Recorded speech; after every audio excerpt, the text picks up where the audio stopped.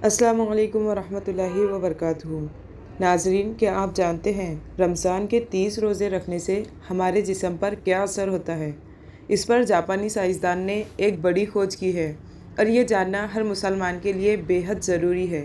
जापानी साइंसदान Yoshinori Osumi को 2016 में मेडिसिन पर नोबेल प्राइज़ दिया गया। उनसे जब पूछा गया कि आपने कौन सी ऐसी चीज़ बनाई है जिसकी बिना पर आपको दुनिया का सबसे बड़ा इनाम नोबेल प्राइज़ दिया जा रहा है, तो उन्होंने कहा, मैंने कैंसर की मुमकिन दवा खोज ली है। इस बात पर दुनिया ने बड़े पुरअंदाज तरीके में उनकी काविश को सराहा। उसके बाद जापानी साइंसदान ने कहा, मैंने कैंसर की दवा नहीं, कैंसर का बचाव का मुमकिन हल तलाश कर लिया है। लोगों ने पूछा, बताइए ऐसा क्या किया जाए जिससे कैंसर से बचा जा सकता है?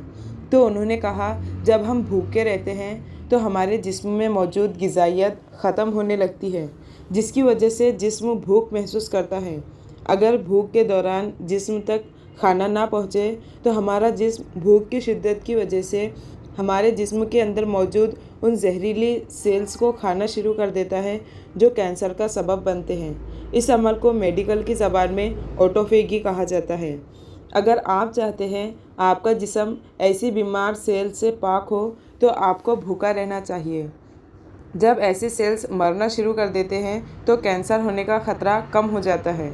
उसके बाद जापानी साइंसदान से पूछा गया कि इंसान को साल भर में कितने दिन भूखा रहना चाहिए, तो उन्होंने कहा 20 से 25 दिन कम से कम, और 9 से 10 घंटे भूखा रहा जाए तो उसका जिस्म ऐसे तमाम जहरीले सेल्स को खा जाएगा और उस इंसान को कैंसर नहीं होगा। ए रब्बे करीम, आज हमें समझ आया कि मोमिन पर रोज़े क्यों फ़र्ज़ किए गए, और उसकी भी समझ आ गई जिसमें आप सल्लल्लाहु अलैहि वसल्लम ने फ़रमाया, हर शय की ज़कात है और जिस्म की ज़कात रोज़ा है। मेरे अल्लाह की शान देखिए जिसने इबादत के अंदर भी बीमारियों का इलाज रखा है। दोस्तों, इस वीडियो को ज़्यादा से ज़्यादा मुसलमान तक शेयर करें ताकि हर मुसलमान के अंदर रोज़ा रखने की जुस्तजू और ज़्यादा बढ़ जाए और जो रोज़ा रख रहे हैं उनके अंदर और ज़्यादा हिम्मत आ जाए।